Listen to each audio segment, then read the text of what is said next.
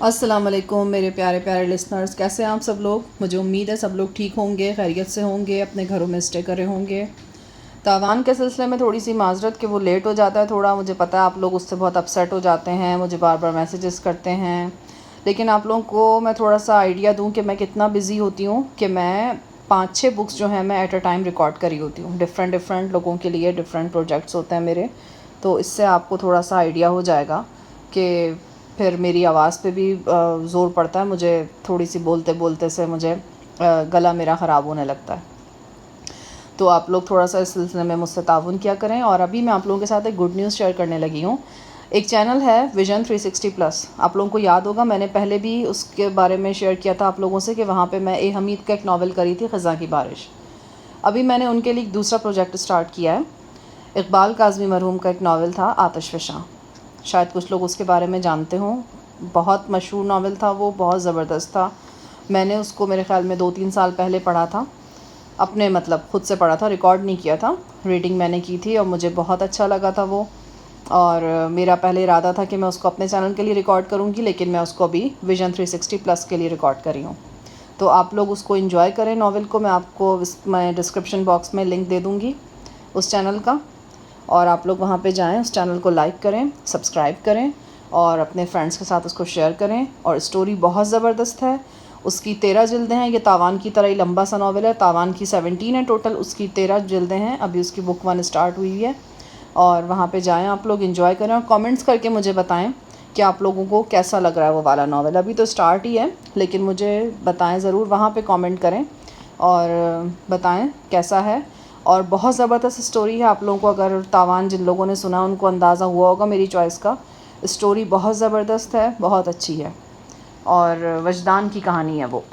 ایک لڑکا ہے وجدان، اس کا میں آپ کو ٹیگ لائن بتا دیتی ہوں تاکہ آپ لوگوں کو تھوڑا سا آئیڈیا ہو جائے گا۔ ظلم و ستم کے شعلوں میں جلنے والے ایک معصوم ذہن کی لرزہ خیز سرگزشت، آتش فشاں۔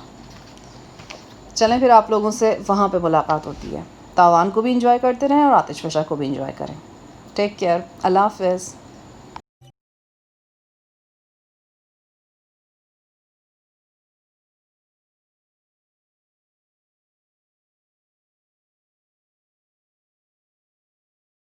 مسز آنند، اگر تم میری ہدایت پر عمل کرو گی اور کوئی چالاکی نہیں دکھاؤ گی تو تمہیں یا تمہاری فیملی کو کوئی نقصان نہیں پہنچے گا۔ دوسری صورت میں وہ کچھ سبھی کچھ ہو سکتا ہے جو تمہارے تصور میں بھی نہ ہو میرے بارے میں۔ پلیز پلیز اور کچھ نہ کہنا، میں سب کچھ سمجھ رہی ہوں، وہی ہوگا جو تم چاہو گے، بس میری ایک درخواست ہے۔ آنند غصے کا تیز اور کچھ جلد باز بھی، لیکن میں اسے سمجھا لوں گی، میں وعدہ کرتی ہوں کہ اسے سمجھا لوں گی، بس تم 4-5 منٹ مجھے دے دینا، پھر وہ وہی کرے گا جو تم چاہو گے۔ ہوشیرے لوگوں کا غصہ ٹھنڈا کرنا مجھے خوب آتا ہے، بہرحال تم چاہتی ہو تو میں تمہیں 4-5 منٹ ضرور دوں گا۔ ویسے وہ ذات شریف یہاں تشریف کب لائیں گے؟ ہو سکتا ہے کہ 1-1.5 گھنٹے میں پہنچ جائیں، ان کے ایک ماتحت نے ہمیں بس پر سوار کرایا تھا اور بتایا تھا کہ صاحب خود ہیڈ کوارٹر جا رہے ہیں، وہاں سے سیدھے گھر آئیں گے۔ میں نے ارونا سے گفتگو جاری رکھی، وہ کافی ریلیکس نظر آنے لگی۔ میری ہدایت پر اس نے بچی کو ایک خواب آور دوا کی ڈوز دے دی، بچی کچھ دیر بعد اونگنے لگی اور اس کا سر ماں کی گود میں ٹک گیا۔ ارونا کی باتوں سے معلوم ہوا کہ وہ بھی پولیس کے لیے مخبر کے فرائض انجام دیتی ہے اور کانٹریکٹ بیس پر پولیس سے منسلک ہے۔ ہماری گفتگو کے دوران میں ہی ایک فون آ گیا، ریوالور میرے ہاتھ میں تھا اور مجھے 100% یقین تھا کہ ارونا فون لائن پر کوئی چالاکی دکھانے کی کوشش نہیں کرے گی۔ یہ آنند کے کسی دوست کا فون تھا۔ اس ہندو دوست نے ارونا اور آنند کو ہولی کی مبارکباد دی اور آنند کے بارے میں پوچھا۔ ارونا نے اسے تسلی بخش جواب دے کر فون بند کر دیا۔ مناسب یہ تھا کہ میں ریسیور کو کریڈل سے اٹھوا دیتا، مگر مسئلہ یہ تھا کہ اسی فون پر انسپکٹر آنند کے بارے میں کوئی اطلاع بھی آ سکتی تھی۔ آنند کا انتظار طویل ہوتا چلا جا رہا تھا، میرے لیے ایک ایک پل کاٹنا مشکل تھا۔ میں جلد از جلد شیخ تک پہنچنا چاہتا تھا۔ میں جانتا تھا کہ جتنی تاخیر ہوگی لیونا کی زندگی کے امکانات اتنے ہی کم ہوتے جائیں گے۔ آنند سے ملنے کے بعد ہی مجھے فیصلہ کرنا تھا کہ آسن تک پہنچنے کے لیے کیا کیا جا سکتا ہے۔ مجھے ریسٹ ہاؤس کی طرف سے بھی تشویش تھی۔ یقینی بات تھی کہ ریسٹ ہاؤس کے گارڈز کی گرفتاری کے بعد اور عاصم کی نشاندہی پر پولیس نے ریسٹ ہاؤس پر چڑھائی کر دی ہوگی۔ میرے پاس علی احمد کا ٹیلی فون نمبر موجود تھا۔ علی احمد وہی مقامی نوجوان تھا جس نے عاصم کو پکڑنے میں میری مدد کی تھی۔ اس کی دلیری اور ذہانت ہر شعبے سے بالاتر تھی۔ کل رات تک علی احمد بھی ریسٹ ہاؤس میں ہی موجود تھا، لیکن اب ہو سکتا تھا کہ وہ اپنے ٹھکانے پر ہو۔ میں نے فون ملایا، دوسری طرف کچھ دیر گھنٹی بجتی رہی، پھر علی احمد کی آواز سن کر میرے سینے میں اطمینان کی لہر دوڑ گئی۔ علی نے بھی میری آواز پہچان لی۔ اس نے چھوٹتے ہی میری خیر خیریت دریافت کی۔ میں بالکل ٹھیک ہوں، تم ریسٹ ہاؤس کی صورتحال بتاؤ، علی نے کہا۔ دوپہر کے وقت قریباً 100 مسلح پولیس والوں نے ریسٹ ہاؤس پر دھاوا بولا ہے، لیکن اس وقت مستقل ملازموں کے سوا وہاں کوئی بھی نہیں تھا۔ صرف سائیں علی صاحب تھے جنہیں پولیس پکڑ کر ساتھ لے گئی۔ 4-5 ملازموں کو بھی گرفتار کر لیا ہے۔ وہ بھی گاڑی بھی برآمد کر لی گئی جس میں ہم شیخ کو پکڑ کر ریسٹ ہاؤس میں لائے تھے۔ شیخ کے ساتھ پکڑے جانے والے دونوں گارڈز بھی پولیس نے برآمد کر لیے ہیں۔ باقی لوگ کہاں ہیں؟ پولیس چھاپے سے قریباً پون گھنٹہ پہلے جے سنہا صاحب بڑی افراتفری میں ریسٹ ہاؤس پہنچے تھے۔ انہوں نے آگاہ کیا تھا کہ ریسٹ ہاؤس پر پولیس کا زبردست ریڈ ہونے والا ہے۔ اس اطلاع کے بعد ہم لوگ فوراً 3 گاڑیوں پر وہاں سے نکل آئے تھے۔ مسٹر باری اور مس قوسیہ کو جے سنہا صاحب نے خود اپنی گاڑی میں بٹھایا تھا۔ انہوں نے سائیں صاحب کو بھی ساتھ لے جانے کی بہت کوشش کی، لیکن انہوں نے خود باتھ روم میں گھس کر کنڈی لگا لی اور بہت کوشش کے باوجود بھی وہاں سے نہیں نکلے۔ جب علی سے مکمل تفصیلات میں پوچھ چکا تو میں نے اس سے کہا، تمہارے پاس کوئی ہتھیار ہے؟ جی ہاں، وہی آپ والا پسٹل ہے جو آپ نے سنہا صاحب کو دیا تھا۔ ریسٹ ہاؤس سے نکلتے وقت جب وہ گاڑی میں بیٹھے تو انہوں نے پسٹل مجھے پکڑا دیا۔ ٹھیک ہے علی، تم پسٹل سمیت میرے پاس پہنچ جاؤ، لیکن احتیاط کرنا کہ تمہارا تعقب نہ کیا جائے۔ میری بات سمجھ رہے ہو نا؟ اور رشین واکی ٹاکی بھی ساتھ لیتے آؤ۔ جی، میں فون خاتون کو دے رہا ہوں، یہ تمہیں اس جگہ کا ایڈریس سمجھا دیتی ہے جہاں تمہیں پہنچنا ہے۔ پھر میں نے فون ارونا کی طرف بڑھا دیا۔ ارونا نے ڈری ڈری نظروں سے مجھے دیکھا، پھر علی احمد کو ڈوسے اسٹریٹ کے اس مکان کی حدود اربا سمجھانے لگی۔ اس دوران میں واش بیسن پر اپنے چہرے اور سر سے رنگ وغیرہ صاف کرتا رہا۔ قریباً 1 گھنٹے بعد علی احمد ہمارے پاس پہنچ گیا۔ میرا سائلنسر والا پسٹل اس کے ساتھ تھا۔ وہ گھر کے اندر کی صورتحال دیکھ دیکھ کر حیران ہو رہا تھا۔ میں نے مختصر الفاظ میں اسے سب کچھ بتا دیا۔ علی نے میرے کندھے کے زخم کو تشویش کے ساتھ دیکھا اور میرے منع کرنے کے باوجود پٹی باندھ دی۔ سر کی چوٹ سے بھی خون رس رہا تھا، وہاں بھی اسے پٹی باندھنا پڑی۔ مجھے آنند کی طرف سے پریشانی تھی، وہ بدبخت ابھی تک یہاں نہیں پہنچا تھا۔ ارونا خود بھی پریشان تھی۔ خدا خدا کر کے شام کو 7:30 بجے آنند کی آمد ہوئی۔ دروازے پر دستک ہوتے ہی پروگرام کے مطابق علی نے برآمدے میں اور میں نے کمرے میں پوزیشن سنبھال لی۔ ارونا گن پوائنٹ پر تھی۔ اس نے دروازہ کھولا۔ آنند تیزی سے اندر آ گیا۔ اب وہ لنگوٹی پوش نہیں تھا، اس نے پتلون قمیض پہن رکھی تھی۔ آدھی آستین کی قمیض میں سے اس کے دبلے پتلے لیکن نہایت مضبوط بازو دکھائی دیتے تھے۔ وہ عام سے قد کاٹ کا آدمی تھا، مگر اندازہ ہوتا تھا کہ سخت جان ہے اور کافی غصیلا بھی ہے۔ پولیس انسپکٹر کے بجائے وہ کوئی کلرک قسم کی شے نظر آتا تھا۔ دونوں باتیں کرتے ہوئے کمرے میں پہنچ گئے۔ میں پردے کے پیچھے دم سادے کھڑا تھا۔ چندہ کہاں ہے؟ سو رہی ہے۔ کیا بات ہے، تم ٹھیک تو ہو؟ کچھ نہیں، میں ٹھیک ہوں۔ تم نے اتنی دیر کہاں لگا دی؟ بس ہیڈ کوارٹر کی میٹنگ میں شریک ہونا پڑا، وہاں ایک اہم ذمہ داری سونپ دی گئی ہے۔ تم جانتی ہو نا، جب یہ حرامی افسر لوگ خوش ہوتے ہیں تو اپنے ماتحتوں پر مزید بوجھ ڈال دیتے ہیں، بالکل ہی گدھا سمجھتے ہیں اپنے سے نیچے والوں کو۔ میں سمجھی نہیں۔ ارونا نے دھوتی کرتا اور چپل آنند کے سامنے رکھتے ہوئے کہا، افسر صاحب خوش تھے کہ میری اطلاع پر استاد جہانی جیسے بڑے مجرم کا کھوج لگا ہے اور امارات کا بزنس مین شیخ عاصم بازیاب ہوا ہے۔ بس اسی خوشی میں انہوں نے ڈیوٹی لگا دی ہے کہ میں مسٹر عاصم کی سیکیورٹی میں شامل ہو جاؤں۔ اب میں ان 3 انسپکٹر میں سے ایک ہوں جو ہر روز 8 گھنٹے کے لیے اس بزنس مین کی سیکیورٹی کے ذمہ دار ہوں گے۔ میری ڈیوٹی ابھی 2 گھنٹے میں 10 بجے شروع ہونی ہے اور 6 بجے تک رہنی ہے۔ سمجھو کہ ساری رات برباد۔ چلو کوئی بات نہیں، یہ کوئی مستقل ڈیوٹی تھوڑی ہے، کیا پتہ مستقل ہی بن جائے۔ وہ بدبخت شاہ جہان اور جہانی استاد فرار ہو گیا ہے، وہ اپنی خطرناکی کی وجہ سے مشہور ہے۔ اس عاصم نامی بزنس مین سے تو اس کی خاص دعوت چل رہی ہے، آنے والے دنوں میں ان کے درمیان کچھ بھی ہو سکتا ہے۔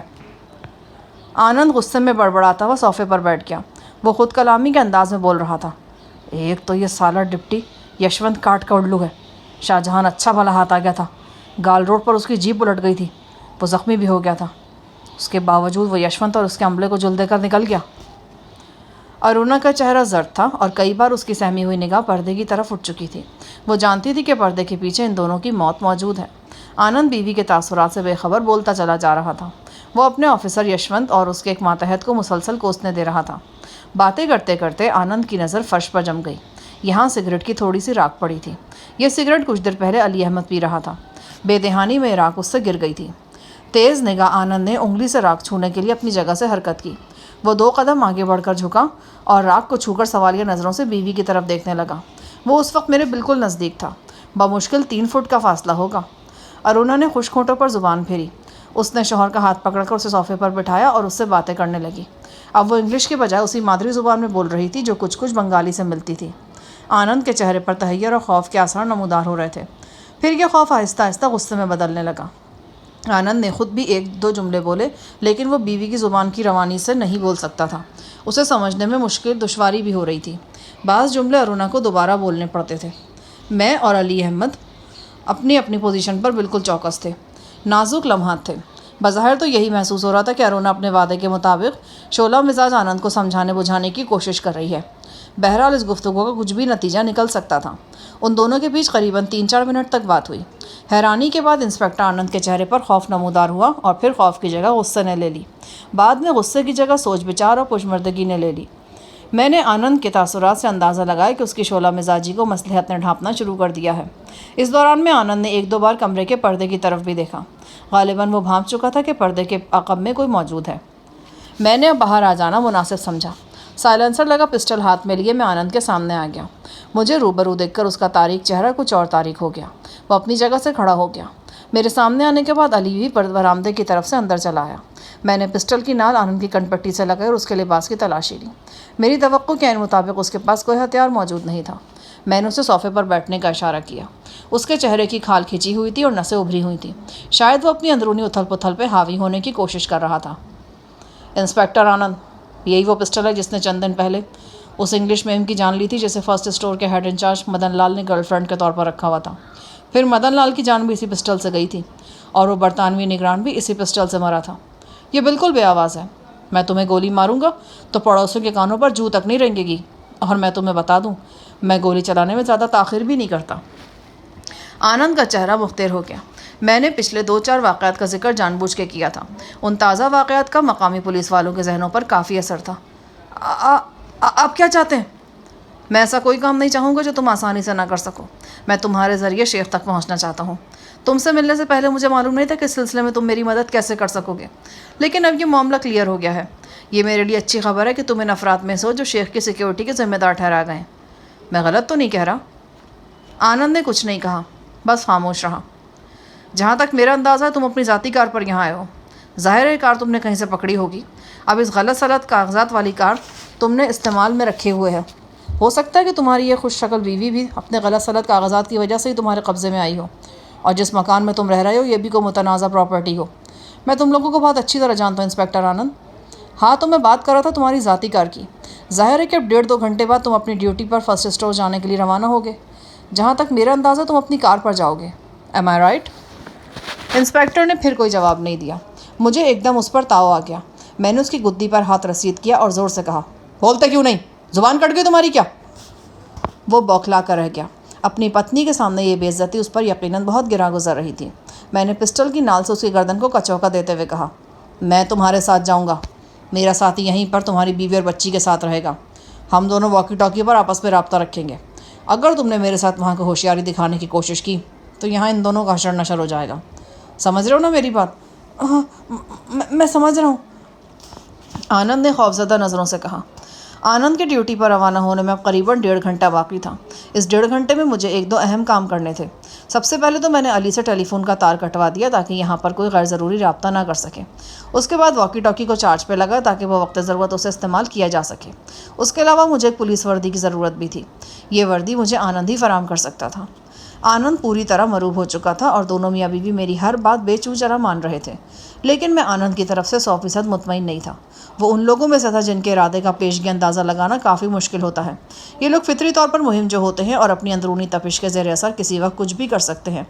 میں نے فیصلہ کیا کہ آنند پر 100% کنٹرول حاصل کرنے کے لیے اسے خوفزدہ کرنے کے ساتھ ساتھ لالچ بھی دیا جائے، یعنی 2 طرفہ دباؤ ڈال کر مطلوبہ نتیجہ حاصل کیا جائے۔ میں نے آنند کو ذرا ریلیکس کرنے کے لیے اپنا پسٹل قمیص کے اندر رکھ لیا اور پھر خود ہی الماری میں سے جانی واکر کی بوتل اور 2 گلاس نکال لایا۔ میرا ارادہ بھانپ کر ارونا فریج سے برف اور سوڈا لے آئی۔ میں آنند سے ہلکی پھلکی گفتگو کرنے لگا۔ اس گفتگو میں نے اسے بڑی اچھی طرح سمجھا دیا کہ اگر وہ دل سے میرے ساتھ تعاون کرے گا تو نہ صرف وہ اور اس کا گھرانہ محفوظ رہے گا بلکہ وہ پرکشش مالی فائدہ بھی حاصل کر سکے گا۔ دیکھو آنند، تم اچھی طرح جانتے ہو کہ جتنے بھی غیر قانونی کام ہوتے ہیں نا وہ بڑے اصول پسندی کے ساتھ کیے جاتے ہیں۔ اسی اصول پسندی کے ساتھ میں تم سے وعدہ کرتا ہوں کہ اگر تم آئندہ 4-5 گھنٹوں میں میرے کہنے پر چلے تو تمہارے بینک بیلنس میں زیادہ نہیں تو 4-5-6 لاکھ کا تو اضافہ ضرور ہوگا۔ پھر بے شک اس پرخطر نوکری کو لات مار کر تم اپنی پتنی کے ساتھ کلکتہ جا بسنا۔ یقیناً 2-4 لاکھ تو تم نے بھی پس انداز کر رکھا ہوگا۔ کوئی اچھا سا کاروبار کر لینا۔ مجھے آنند کی زرد آنکھوں میں ایک چمک سی نظر آئی اور مجھے محسوس ہوا کہ تیر نشانے پر لگا ہے۔ لوہا گرم دیکھ کر میں نے 1-2 چوٹیں مزید لگائیں اور آنند کے چہرے پر ایک دوسری طرح کا رنگ نظر آنے لگا۔ اس سے پہلے وہ صرف جان کے خوف سے میری ہاں میں ہاں ملا رہا تھا، لیکن اب اس کی رضامندی میں ذاتی مفاد کا عنصر بھی شامل ہو گیا۔ یہ بات میں نے اس 4 دیواری میں آنے کے فوراً بعد محسوس کر لی تھی کہ آنند کا معیار زندگی اس کی آمدن سے کہیں زیادہ ہے۔ مجھے گھر کی ایک الماری میں ارونا کے بیش قیمت زیور اور کپڑے بھی نظر آئے تھے۔ یقینی بات تھی کہ یہ سب کچھ حلال کی کمائی سے نہیں ہے۔ اب آنند کے چہرے پر ہرس کی چمک دیکھ کر مجھے یقین ہو گیا کہ وہ وہی کچھ کرے گا جو میں چاہوں گا۔ آنند کی روانگی میں اب 1 گھنٹہ باقی تھا۔ میں نے اس سے کہا، مجھے ایک وردی کی ضرورت ہے۔ میرا اور تمہارا ناپ مختلف ہے، ورنہ یہیں گھر سے کام چل جاتا۔ وہ بولا، گھر سے اب بھی کام چل جائے گا جی، میرا ایک بہنوئی بھی پولیس میں ہے، اس کے کپڑے یہیں پڑے ہیں، مجھے لگتا ہے کہ وہ آپ کے ناپ کے ہوں گے۔ آنند کے اشارے پر ارونا اندرونی کمرے میں گئی اور 2 استری شدہ وردیاں نکال لائی۔ میں نے ناپ دیکھا۔ قمیض کے بازو تھوڑے چھوٹے تھے لیکن انہیں اڑسا جا سکتا تھا۔ پتلون کی لمبائی کم تھی۔ آنند کی ہدایت پر ارونا نے پائچوں کی فولڈنگ کھول دی اور یوں پتلون لمبی ہو گئی۔ میں نے وردی پہن لی۔ سر کی پٹی ٹوپی میں چھپ گئی۔ یہ ASI رینک کی وردی تھی۔ میرا کام اس سے بھی چل سکتا تھا۔ اب وقت تھوڑا تھا اور میں اور آنند علیحدہ کمرے میں چلے گئے اور تفصیلات طے کرنے لگے۔ علی مرکزی کمرے میں ارونا کے پاس موجود رہا۔ مکمل تفصیلات طے ہو گئیں تو ہم جانے کے لیے اٹھ کھڑے ہوئے۔ ارونا کے چہرے پر اندیشے ہی اندیشے تھے۔ وہ بار بار ہونٹوں میں کچھ بڑبڑانے لگتی تھی، غالباً اپنے عقیدے کے مطابق دعا وغیرہ مانگ رہی تھی۔ بیچ بیچ میں وہ رحم طلب نظروں سے میری طرف بھی دیکھنے لگتی۔ میں نے اسے مخاطب کرتے ہوئے کہا، میں ایک بار پھر کہتا ہوں، اگر تم دونوں تعاون کرو گے تو تمہارا بال بھی باقی نہیں ہوگا۔ ارونا نے تھوک نگل کر جلدی جلدی اس بات میں سر ہلا دیا۔ میں نے کاغذ پر چند الفاظ لکھے اور کاغذ علی احمد کو تھما دیا۔ میں نے لکھا تھا، علی احمد، عورت اور بچی کو کسی بھی صورت میں تمہاری طرف سے کوئی نقصان نہیں پہنچنا چاہیے۔ اگر کوئی گڑبڑ ہو ہی جائے تو ان دونوں کو نقصان پہنچانے کے بجائے یہاں سے فرار اختیار کر لینا۔ مجھے یقین تھا کہ میری اس تحریر پر علی کو سخت حیرانی ہوئی ہوگی۔ اس کی معلومات کے مطابق جہانی ایک نہایت خطرناک اور شفاق شخص کا نام تھا جو کسی بھی انسان کو معمولی بات پر چیونٹی کی طرح مسل سکتا تھا۔ اسے کیا معلوم تھا کہ یہ شفاق انسان کیسی کیسی شفاقیوں کا شکار ہو کر یہاں تک پہنچا تھا اور اب بھی اس کے اندر کہیں گہرائی میں مہر و وفا کے کیسے موسم پائے جاتے تھے۔ پروگرام کے مطابق ہم دونوں گھر سے باہر نکلے اور 40-50 قدم دور اس کشادہ جگہ پہنچ گئے جہاں آم کے ایک پیڑ تلے آنند کی سفید گاڑی کھڑی تھی۔ یہ کوئی پرانا ماڈل تھا جسے آنند نے ٹھیک ٹھاک کروا رکھا تھا۔ گاڑی کا نمبر کولمبو کا نہیں تھا۔ آنند نے میرے لیے گاڑی کی ڈکی کھول دی۔ میں نے ڈکی میں گھسنے سے پہلے آنند کو ایک مرتبہ پھر اپنا واکی ٹاکی دکھایا اور اسے بتایا کہ میں اپنے ساتھی کے ساتھ مسلسل رابطے میں ہوں۔ میں نے اسے ایک نیلا بٹن دکھاتے ہوئے کہا، تم اچھی طرح جانتے ہو یہ موت کا بٹن ہے، اس کے دبتے ہی تمہاری پتنی اور بچی کی زندگی ختم ہو جائے گی۔ آنند نے ڈری ڈری نظروں سے نیلے بٹن کو دیکھا، جیسے خاموشی کی زبان نے مجھ سے درخواست کر رہا ہو کہ میں اس سلسلے میں احتیاط رکھوں، کہیں غلطی سے میرے پریوار کی موت کا پروانہ نہ جاری ہو جائے۔ میں ٹکی میں سمٹ کر بند ہو گیا اور آنند گاڑی لے کر اپنی ڈیوٹی پر روانہ ہو گیا۔ یہ سفر قریباً پون گھنٹے میں ختم ہوا۔ فرسٹ اسٹور کی حدود میں پہنچنے کے بعد گاڑی 2 جگہ رکی۔ یقیناً یہاں نگرانی کے انتظامات تھے۔ خدا کر کے یہ مرحلہ طے ہوا اور آثار سے پتہ چلا کہ گاڑی کسی وسیع پورچ میں داخل ہوئی ہے۔ گاڑی رک گئی اور میرے انتظار کا مرحلہ شروع ہوا۔ ڈکی میں گرمی تھی، اس کے علاوہ گریس اور موبل آئل وغیرہ کی بو بھی نتنوں میں متواتر گھس رہی تھی۔ باہر سے مختلف آوازیں بھی میرے کانوں تک پہنچ رہی تھیں۔ یہ آوازیں گارڈ اور ملازمین وغیرہ کی تھیں۔ 2-3 بار آنند کی بلند آواز بھی سنائی دی۔ وہ اپنے عملے کو مختلف ہدایات دے رہا تھا۔ وہ کچھ لوگوں کو گشت کے لیے چھت پر بھیج رہا تھا۔ دراصل وہ میرے نکلنے کے لیے موقع پیدا کر رہا تھا۔ قریباً 10 منٹ بعد وہ لمحہ پہنچا جس کا مجھے انتظار تھا۔ ڈکی کے تالے میں چابی گھومنے کی آواز آئی۔ میرے ہاتھ میں سائلنسر لگا پسٹل بالکل تیار حالت میں تھا۔ بہرحال اسے استعمال کرنے کی نوبت نہیں آئی۔ ڈکی کھولنے والا آنند خود ہی تھا۔ اس نے مجھے باہر آنے کا اشارہ کیا۔ میں تیزی سے باہر نکلا۔ آنند نے ہوشیاری کا مظاہرہ کرتے ہوئے گاڑی ایک نیم تاریک گوشے میں رجنی گندھا کے پودوں کے پاس کھڑی کی تھی۔ یہاں پولیس کے علاوہ شیخ کے ذاتی گارڈز بھی موجود تھے۔ ان کی طرف سے آنند کو خطرہ تھا۔ ہم دونوں آگے پیچھے اندرونی حصے کی طرف روانہ ہوئے۔ میں نے ٹوپی اپنے چہرے پر آگے تک جھکا لی تھی اور سر جھکا کر آنند کے پیچھے چلا جا رہا تھا۔ آنند کی طرح میرے ہولسٹر میں بھی پسٹل موجود تھا، لیکن یہ سرکاری پسٹل نہیں بلکہ میرا ذاتی پسٹل تھا اور اس کا سائلنسر میں نے بڑی احتیاط سے اپنی دائیں پنڈلی کے ساتھ باندھ رکھا تھا۔ ہم شیخ کے چوکس گارڈز کے درمیان سے گزرے۔ ان گارڈز کے درمیان سے گزرتے ہوئے مجھے ایک ایسی صورت نظر آئی جس نے مجھے بری طرح چونکا دیا۔ یہ میری جانی پہچانی صورت تھی اور کافی دنوں سے مجھے اس کی تلاش بھی تھی۔ یہ وہی امارتی غنڈہ سرموب تھا جو لاہور میں میرے ہاتھوں شدید زخمی ہوا تھا۔ در حقیقت سرموب کا زخمی ہونا کے بعد ہی ساحی صاحب کے بہیمانہ قتل کی وجہ بنا تھا۔ پچھلے 2-2.5 ماہ میں اس بدبخت کی صورت ایک لمحے کے لیے بھی میرے ذہن سے نہیں نکلی تھی۔ سرموب کا رخ دوسری طرف تھا اور یہ بات میرے حق میں تھی۔ ہم سیڑھیاں چڑھ کر بالائی منزل پر آ گئے۔ یہ وسیع و عریض رہائشی عمارت تھی اور شیخ جیسے رئیس کا شایع نشان تھی۔ مخملی پردے، دبیز قالین، غالیچے، سبھی کچھ یہاں موجود تھا۔ شیخ کدھر ہے؟ میں نے چلتے چلتے آنند سے پوچھا۔ ابھی مجھے خود بھی ٹھیک سے نہیں معلوم۔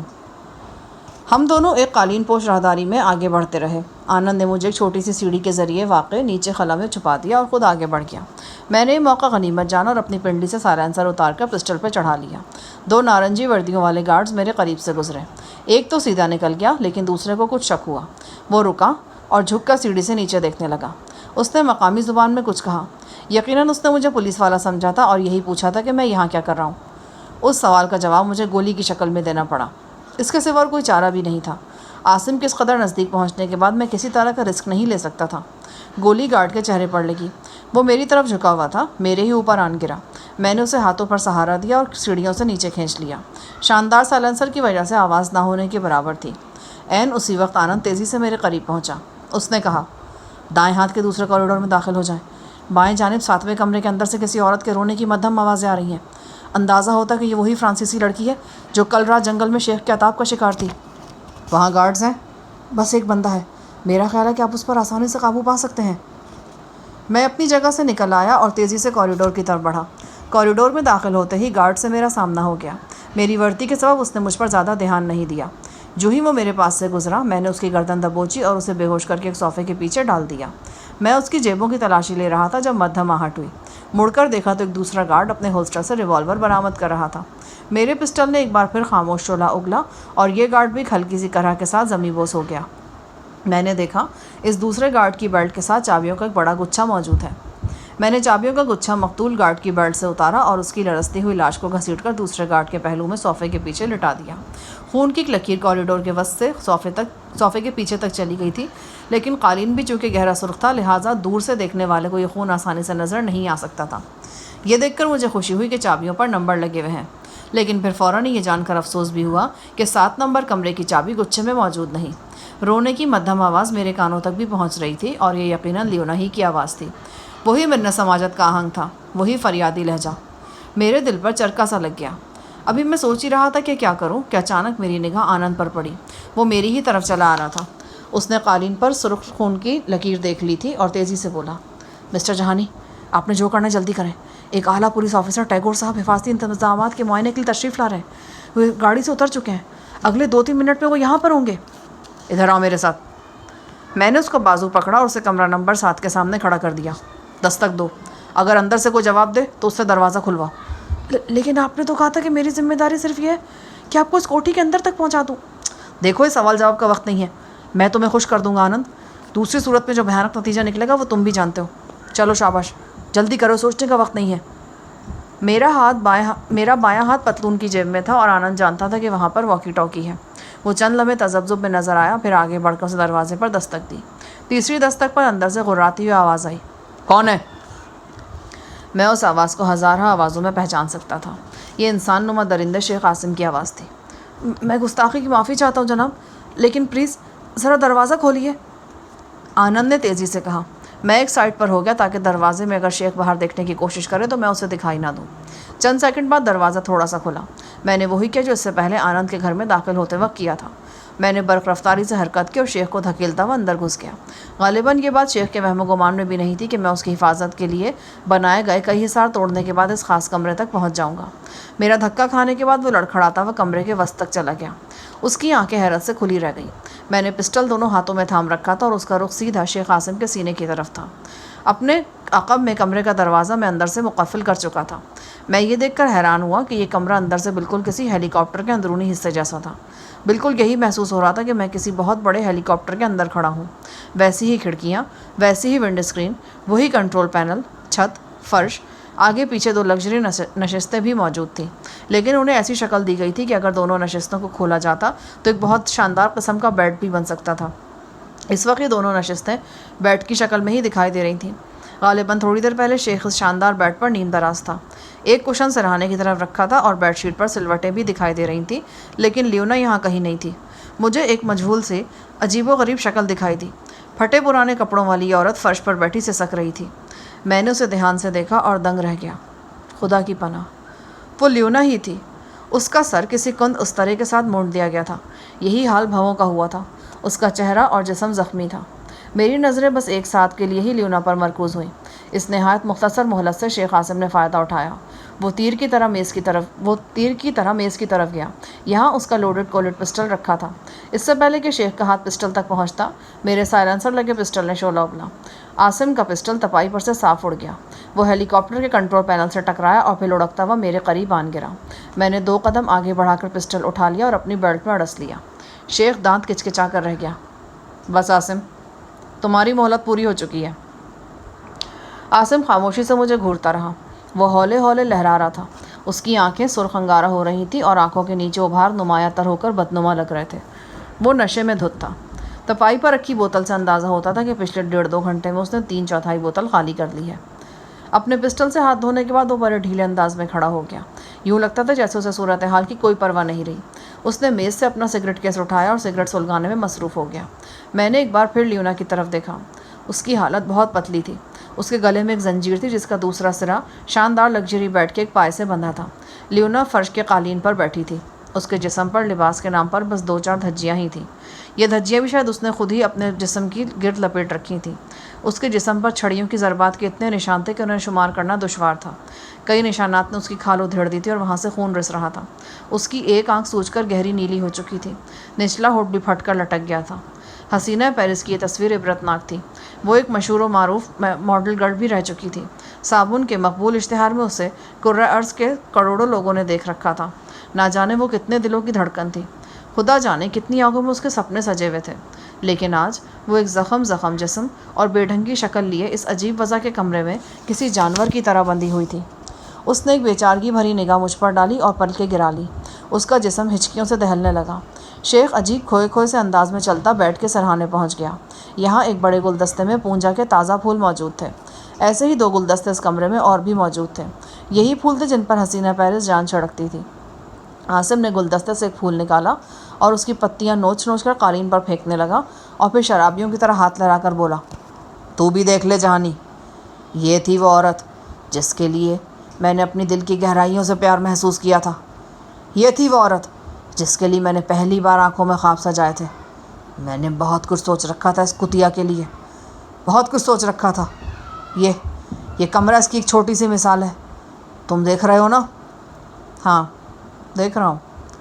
اس کتیا کے شوق رئیسزادیوں اور شہزادیوں جیسے تھے، حالانکہ یہ بدبخت پیرس کے غریب محلے سے اٹھ کر آئی تھی۔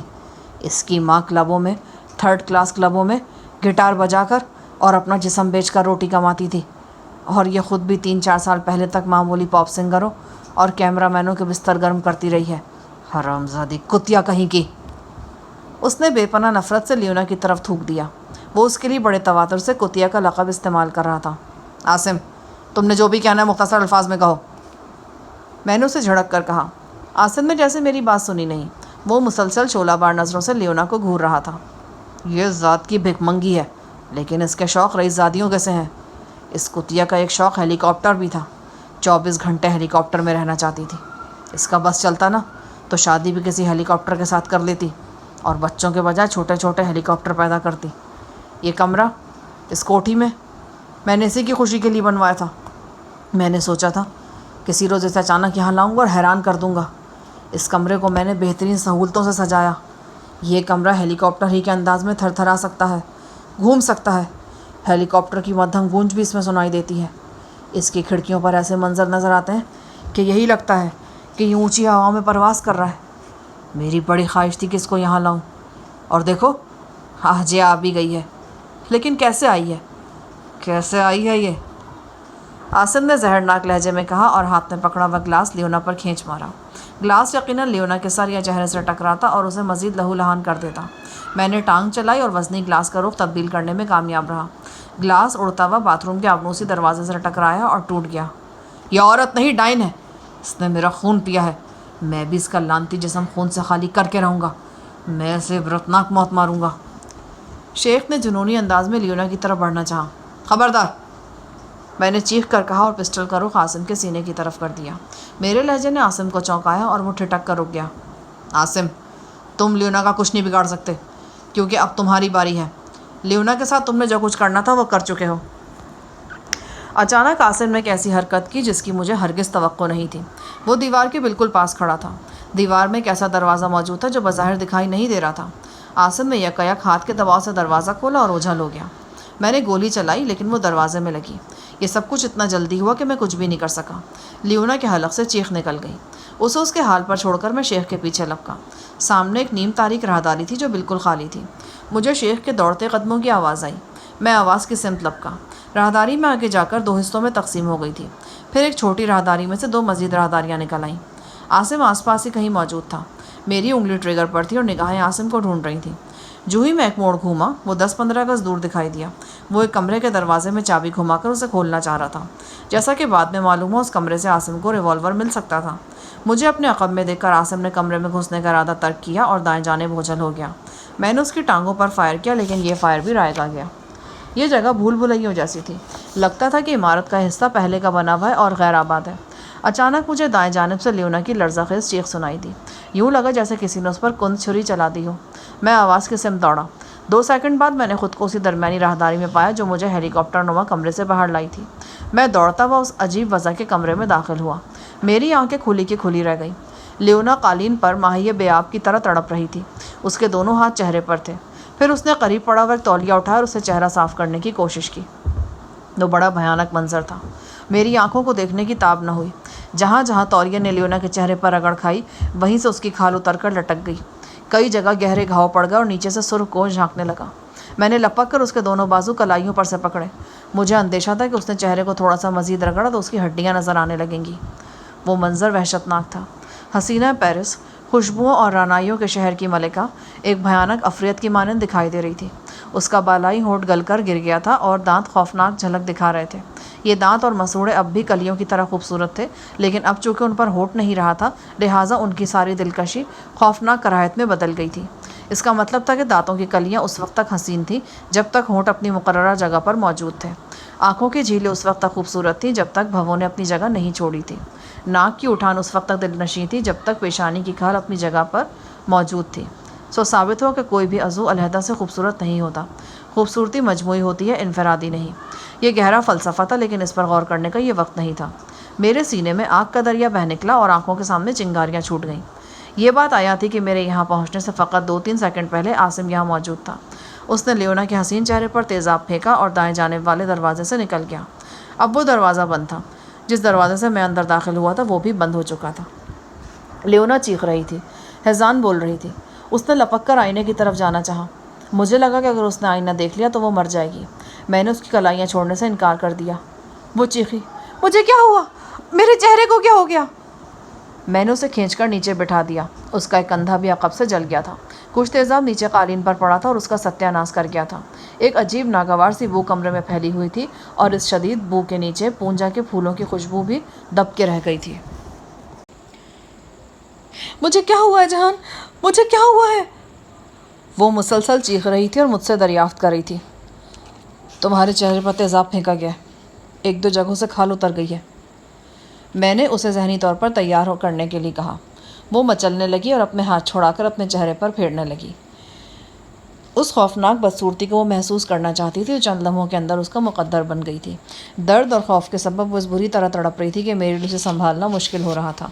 یہی لیونا تھی جس نے صرف چند دن پہلے میرے سینے پر سرک کر کہا تھا، جہان مجھے بہت ڈر لگتا ہے، مجھے عاصم سے بہت ڈر لگتا ہے۔ یہ شیخ لوگ اپنے حرم سے بھاگنے والی عورتوں کو عبرت کا نشان بنا دیتے ہیں۔ جواباً میں نے اسے تھپکتے ہوئے دلاسا دیا تھا، میرے ہوتے ہوئے کوئی تمہارا کچھ نہیں بگاڑ سکتا۔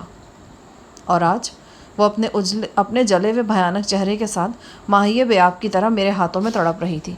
شیخ نے آج تک میرے جسم پر جو گھاؤ لگائے تھے ان میں ایک اور گھاؤ کا اضافہ ہو گیا تھا۔ لیونا ایک بدترین حادثہ سانحے سے 2-4 ہو چکی تھی اور یہ اختتام نہیں تھا۔ ابھی تو اس کی زندگی باقی تھی اور یہ زندگی بھی شیخ عاصم کے ہاتھوں جانی تھی۔ لیونا کی چیخ و پکار کا کوئی حل تو میری سمجھ میں نہیں آیا تو میں نے اس کی گردن کے مخصوص حصے پر دباؤ ڈال کر اسے شدید اذیت اور خوف سے آزاد کر دیا۔ وہ 1-2 گھنٹوں کے لیے بے ہوش ہو گئی۔ اس کا منہ کھلا تھا اور اس میں سے رالیں بہہ رہی تھیں۔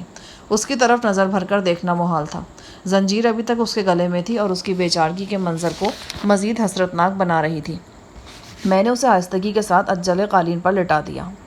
اس ہیلی کاپٹر نما کمرے کے 3 دروازے تھے، 2 بڑے اور ایک چھوٹا جو دمچی کی طرف تھا۔ یہ تینوں دروازے بند ہو چکے تھے۔ میں نے کوشش کی لیکن ان میں سے کوئی دروازہ ٹس سے مس نہیں ہوا۔ میں کنٹرول پینل پر مختلف بٹنز اور لیورز کو حرکت دینے لگا۔ کچھ سمجھ میں نہیں آ رہا تھا۔ ایک بٹن کو دبایا تو کمرے میں وہی تھرتھراہٹ اور گونج محسوس ہونے لگی جو ہیلی کاپٹر میں پرواز کرتے وقت محسوس ہوتی ہے۔ پھر نہ جانے کیسے اچانک کمرے کی کھڑکیوں اور ونڈو اسکرین پر مختلف مناظر پروجیکٹ ہونے لگے۔ بالکل یہی محسوس ہوا جیسے آدھی رات کے بجائے ایک چمکتا روشن دن ہے اور ہیلی کاپٹر، جسے لیونا بڑی ادا سے ہیلی کہتی تھی، فضاؤں میں پرواز کر رہا ہے۔ میں نے ایک لیور کھینچا تو کمرہ آہستہ آہستہ گھومنے لگا۔ یہ حرکت بالکل ویسی ہی تھی جیسے ہیلی کاپٹر فضا میں گھومتے ہوئے کرتا ہے۔ پھر یکایک نہ جانے کیا ہو کہ کمرہ بڑی تیزی سے گھومنے لگا۔ گھومتے گھومتے وہ ایک جھٹکے سے رک گیا اور اس کے تینوں دروازے خود بخود کھل گئے۔ یقیناً میں نے اتفاقاً درست بٹن پش کر دیا تھا۔ میں جس دروازے سے اس کمرے میں پہلی بار داخل ہوا تھا وہ میرے عین سامنے تھا، لیکن اب وہاں راہداری کے بجائے سیڑھیاں نظر آ رہی تھیں۔ میں نے اندازہ لگا کہ یہ تبدیلی کمرے کے گھوم جانے کے سبب ہوئی ہے۔ عین اسی طرح باقی دونوں دروازوں کے سامنے بھی منظر بدلے ہوئے تھے۔ میں پسٹل سنبھالتے ہوئے سیڑھیوں کی طرف بڑھا۔ 3 سیڑھیاں ایک ہی جست میں پھلانگتا ہوا میں ایک چھت پر آ گیا۔ چھت پر اوندھے لیٹ کر میں نے نیچے دیکھا اور رگ و پے میں آگ بھڑک گئی۔ میرے سامنے عمارت کے پورچ کا منظر تھا۔ ایک طرف رجنی گندھا کے پودوں کے پاس وہ سفید کار بھی نظر آ رہی تھی جس میں کچھ دیر پہلے میں اور آنند اس عمارت میں پہنچے تھے۔ میں نے دیکھا کم از کم 30 گارڈز اور پولیس والے مین دروازے کے عین سامنے موجود تھے۔ وہ سب کے سب مسلح تھے۔ 8-10 افراد کے جسم پر بلٹ پروف جیکٹس بھی نظر آ رہی تھیں۔ یہ لوگ کوٹھی میں اندر گھسنے کے لیے بالکل تیار نظر آتے تھے۔ ان کے درمیان ہی مجھے عاصم کی منحوس صورت بھی دکھائی تھی۔ شیخ کا پالتو گنڈا سرموب ہاتھ میں پسٹل لیے عین اس کے عقب میں کھڑا تھا اور اس کی آنکھیں سانپ کی طرح گردش کر رہی تھیں۔ یہی بدبخت تھا جس کی وجہ سے ساحی صاحب کی جان گئی تھی۔ اسی کے زخموں نے وہ غیظ و غضب بھڑکایا تھا جس کے سبب ساحی صاحب کو اپنی زندگی کی قربانی دینا پڑی تھی۔ میں نے ہونٹ بھینچے، نشانہ لیا اور سائلنسر لگے پسٹل کی گولی سرموب کی پیشانی پہ لگی۔ میں نے چھت سے کو 18 فٹ نیچے اسے کٹے ہوئے شہتیر کی طرح گرتے دیکھا۔ شاید سرموب کو پتہ بھی نہیں چلا کہ اس کے ساتھ ہوا کیا ہے۔ اس سے پہلے کہ سرموب کا جسم زمین پر گرتا، میرے پاؤں بھی چھت چھوڑ چکے تھے۔ میں نے نتائج سے بے پرواہ ہو کر چھت پر سے شیخ پہ جست لگائی۔ یہ قریباً 18 فٹ کی بلندی تھی اور 10-12 فٹ کا فاصلہ تھا۔ یہ بالکل ویسی ہی چھلانگ تھی جیسی سوئمنگ پول میں لگائی جاتی ہے، لیکن میرے نیچے پانی نہیں تھا۔ میرے نیچے ایک پتھریلا انسان تھا۔ آج اس سنگ صفت شخص کے لیے میری نفرت عروج پر پہنچ گئی تھی۔ میں عاصم پہ جا گرا۔ اپنی چھاتی اور پیٹ تلے میں نے عاصم کے ساتھ ہونے والے تصادم کو محسوس کیا۔ مجھے اس کی ہڈیاں کڑکڑانے کی آواز آئی۔ میرے دونوں ہاتھ سامنے کی طرف اٹھے ہوئے تھے تاکہ میں اپنا چہرہ سڑک پر ٹکرانے سے بچا سکوں۔ عاصم کا سر بڑے زور سے پختہ سڑک سے ٹکرایا اور اس کے حلق سے ایک چیخ نکل گئی۔ اس کے ساتھ جو کچھ ہوا وہ اس کے وہم و گمان میں بھی نہیں تھا۔ شاید اس نے یہی سمجھا تھا کہ اس کی بادام والیوں کے نتیجے میں آسمان اس کے سر پر ٹوٹ پڑا ہے۔ اس کے سر اور پشت پر جو قیامت کی ضرب لگی اس نے اس کی ذاتی مزاحمت ایک دم ختم کر دی۔ جو ہی میرے ہاتھ اور کوہنیاں سڑک سے ٹکرائیں اور 18 فٹ کی بلندی سے پیدا ہونے والا مومنٹم ختم ہوا، میں نے کروٹ بدلی۔ میرا بازو عاصم کی گردن کے گرد حمائل تھا۔ کروٹ مکمل ہوئی تو میں نیچے تھا اور عاصم میرے اوپر، لیکن اس کا منہ آسمان کی طرف اٹھا ہوا تھا، بلکہ ہم دونوں کے منہ آسمان کی طرف اٹھے ہوئے تھے۔ میں نے اپنے پسٹل کی نال بے رحمی سے عاصم کی گردن میں گھسیڑ دی اور اپنی ٹانگوں کے ذریعے عاصم کی ٹانگوں کو جکڑ دیا۔ اب وہ میرے بازوؤں اور ٹانگوں کے ناقابل شکست شکنجے میں تھا۔ اگر گارڈز گولیاں برساتے تو وہ پہلے عاصم کو چھلنی کرتی۔ عاصم، اپنے کتوں سے کہو ان سے دور ہٹ جائیں، ورنہ میں تیری منحوس گردن میں روشن دان کھول دوں گا۔ عاصم کے حلق سے بس خرر خرر کی آواز نکلتی جا رہی تھی۔ میں نے اس کی گردن پر گرفت ذرا نرم کر دی۔ وہ پھر بھی کچھ نہیں بولا۔ ہمارے چاروں طرف گارڈز تھے اور پولیس کے مسلح جوان تھے۔ بہت سی رائفلیں ہماری طرف اٹھی ہوئی تھیں۔ سرموب کا بے حرکت جسم مجھ سے کوئی 10 فٹ کی دوری پر پڑا تھا۔ اس کی پیشانی سے خون بہنا شروع ہو گیا تھا اور اس کے رخسار سے گزر کر سڑک پر پھیلتا جا رہا تھا۔ چاروں طرف ایک چیخ و پکار مچی ہوئی تھی۔ میں نے بلند آواز میں کہا، خبردار، اگر کوئی آیا تو شیخ کی جان جائے گی۔ میری آواز بے حد مؤثر تھی اور اس کی وجہ یہی تھی کہ میں جو کہہ رہا تھا وہ کرنے کا ارادہ بھی رکھتا تھا۔ اگر مجھ پر حملہ ہوتا تو میں عاصم کو شوٹ کر دیتا۔ اس کے بعد میرے ساتھ جو کچھ ہوتا وہ بعد میں دیکھ لیا جاتا۔ گارڈز کے آگے بڑھتے ہوئے قدم رک گئے۔ وہ شدید تذبذب کے عالم میں کھڑے تھے۔ میرے لب و لہجہ اور انداز نے باور کرا دیا کہ شیخ کی زندگی حقیقتاً موت کے منہ میں ہے اور ان کی کوئی بھی غلطی شیخ کی جان لے جائے گی۔ شیخ بھینسے کی طرح ہانپ رہا تھا۔ اس کی ہر سانس کے ساتھ بدبو کا ایک بھپکا اٹھتا تھا۔ یہ الکحل کی بو تھی۔ اس کے علاوہ شیخ کی اپنی بو بھی اس میں شامل تھی۔ وہ ہفتوں سے نہایا نہیں تھا۔ اس کی شیف بڑھی ہوئی تھی اور سخت کھردری داڑھی کانٹوں کی طرح میرے بازو پر چبھ رہی تھی۔ ہاں، یہی کانٹے تھے جن سے وہ میری نازک سی غزالہ کو چھیدتا رہا تھا۔ یہی بو تھی جو اس کے پھول بدن کی مہک کو تہس نہس کر رہی تھی۔ آج یہ بے رحم شخص اپنی ساری حیوانی طاقت اور بے رحمی کے ساتھ میرے شکنجے میں تھا اور میں اسے چھوڑنے کا کوئی ارادہ نہیں رکھتا تھا۔ میں نے عاصم کے کان کے قریب زہریلی سرگوشی کرتے ہوئے کہا، عاصم، میں پھر کہتا ہوں، ان لوگوں سے کہو پیچھے ہٹ جائے ورنہ اچھا نہیں ہوگا۔ عاصم کے حلق سے عجیب سی آواز نکلی۔ اس آواز میں موت کا بے پناہ خوف بھی تھا اور نفرت کی پھنکارتی ہوئی آگ بھی۔ تم نے مجھے مارنا ہے۔ تم مجھے مار دینا چاہتے ہو۔ میں اچھی طرح جانتا ہوں تم نے مجھے مار دینا ہے، لیکن اس کے بعد تم نے بھی مرنا ہے۔ میں تمہیں مرنے سے کیوں بچاؤں؟ بہتر ہے کہ ہم دونوں ہی پار ہو جائیں۔ دیکھو، اگر تم ان لوگوں کو پیچھے ہٹنے کا کہہ دو تو تمہارے لیے بہتری کی کوئی صورت نکل سکتی ہے۔ میں جانتا ہوں تم مجھے زندگی نہیں دو گے، صرف زندگی کا لالچ دو گے۔ تم مجھے مار کر خود زندہ رہنے کا خواب دیکھ رہے ہو۔ وہ جنونی لہجے میں بولا۔ بولتے بولتے اچانک اس نے بے پناہ زور لگایا۔ اگر میں ذرا بھی غافل ہوتا تو وہ میری گرفت سے نکل جاتا یا کم از کم اپنی ٹانگیں چھڑا لیتا، لیکن میں نے اسے ٹس سے مس نہیں ہونے دیا۔ وہ ایک بار پھر بھینسے کی طرح ہانپنے لگا۔ میں نے کہا، اس گرفت سے نکل نہیں سکو گے عاصم، تبھی نکلو گے جب میں چاہوں گا۔ وہ دیکھو، پولیس والے پھر آگے آ رہے ہیں۔ وہ تمہاری موت کو تمہارے بالکل قریب لا رہے ہیں۔ انہیں کہو پیچھے ہٹ جائیں۔ انہیں پیچھے ہٹانے سے مجھے کیا فائدہ ہوگا؟ صرف تمہارا فائدہ ہوگا، اور میں تمہیں ساتھ لے کر مرنا چاہتا ہوں۔ ایک دیو ہیکل پولیس آفیسر چند قدم آگے آیا اور کڑک کر بولا، تم شناخت کر لی گئے ہو جہانی، خود کو پولیس کے حوالے کر دو ورنہ ہم گولی چلائیں گے۔ یقیناً وہ ٹیگور نامی افسر تھا جس کا کچھ دیر پہلے آنند نے ذکر کیا تھا۔ میں نے اس افسر کی گیدڑ بھپکی کو نظر انداز کرتے ہوئے عاصم سے بات جاری رکھی، اگر میں یہ کہوں کہ میں تمہاری جان نہیں لوں گا تو تم ایسا ضرور کرو گے؟ عاصم کے لہجے میں امید کی ہلکی سی کرن نمودار ہو گئی۔ ٹھیک ہے، میں تم سے وعدہ کرتا ہوں، تمہیں چھوڑ دوں گا۔ عاصم نے کچھ نہیں کہا۔ وہ خاموش رہا۔ شاید وہ کچھ سوچ رہا تھا۔ پسٹل کی نال اس کی گردن پر تھی اور رخ اوپر کی طرف تھا۔ میں ٹریگر دباتا تو 38 بور کی گولی اس کی شہرک چیر کر اور تالو پھاڑ کر دماغ میں گھس جاتی۔ عاصم کی بھاری سانس کا زیر و بم مجھے صاف محسوس ہو رہا تھا۔ اس کی کمر میری چھاتی سے لگی ہوئی تھی اور اس کا سارا بوجھ میرے اوپر تھا۔ 3-4 سیکنڈ اسی طرح گزر گئے۔ یہ بڑی بوجھل خاموشی تھی اور بوجھل تر ہو رہی تھی۔ پھر عاصم کی ٹھہری ہوئی آواز آئی، میں تمہاری بات پر صرف ایک صورت میں اعتبار کر سکتا ہوں۔ تم قسم کھاؤ، تم غزالہ کی قسم کھاؤ۔ اس کی فرمائش پر میں دنگ رہ گیا۔ وہ ایک طرح سے اس بے پناہ جذبے کا اعتراف کر رہا تھا جو میرے دل میں غزالہ کے لیے اور غزالہ کے دل میں میرے لیے موجود تھا۔ اپنی زندگی کی ان بدترین گھڑیوں میں اپنی جان بچانے کے لیے اسے وہ مظلوم محبت یاد آئی جسے اس نے برسوں خون کے آنسو رلایا تھا۔ میں نے ایک لمحے میں فیصلہ کیا، ٹھیک ہے، میں قسم کھاتا ہوں کہ تمہاری جان نہیں لوں گا۔ نہیں، اس کا نام لے کر کہو، میں غزالہ کی قسم کھاتا ہوں۔ شیخ چند لمحے خاموش رہا، پھر میں نے محسوس کیا کہ اس کے تنے ہوئے رگ پٹے ذرا ڈھیلے پڑ گئے ہیں۔ یہ ایک طرح سے ثمر کی نشانی تھی کہ اس کا مزاحمتی رویہ دھیما پڑ گیا ہے۔ میں کھڑا ہونا چاہتا ہوں۔ نہیں، ایسے ہی بات کرو، تم بول سکتے ہو۔ میں نے اس کی گردن پر گرفت مزید نرم کر دی۔ وہ پولیس آفیسر کو مخاطب کرتے ہوئے انگریزی میں بولا، ٹیگور، تم لوگ پیچھے چلے جاؤ اور گارڈز کو بھی لے جاؤ۔ پھر اس نے گارڈز کے انچارج کو مخاطب کرتے ہوئے کہا، پیچھے چلے جاؤ، یہ میرا حکم ہے۔ میں نے عاصم کو کھڑا ہونے میں مدد دی۔ اس کے حلق سے کراہیں نکل گئیں۔ گرتے ہوئے اس کی پیٹھ پہ شدید چوٹیں آئی تھیں۔ میرے عقب میں پورچ کی دیوار تھی، وہاں سے مجھے کوئی خطرہ نہیں تھا۔ میں نے چوڑے چکلے عاصم کو ڈھال کی طرح اپنے سامنے رکھا ہوا تھا۔ ٹریگر پر میری انگلی پوری طرح چوکس تھی۔ گارڈز نے عاصم کے حکم پر عمل کیا۔ وہ کچھ پیچھے چلے گئے۔ ان کی دیکھا دیکھی پولیس والوں نے بھی اپنا گھیرا ذرا کھلا کر دیا۔ میں نے پسٹل کی نال عاصم کی موٹی گردن میں چبھوتے ہوئے کہا، ان لوگوں کو مزید پیچھے ہٹاؤ، اگر ان میں سے کسی نے غلطی سے بھی فائرنگ کر دی تو تم تو گئے۔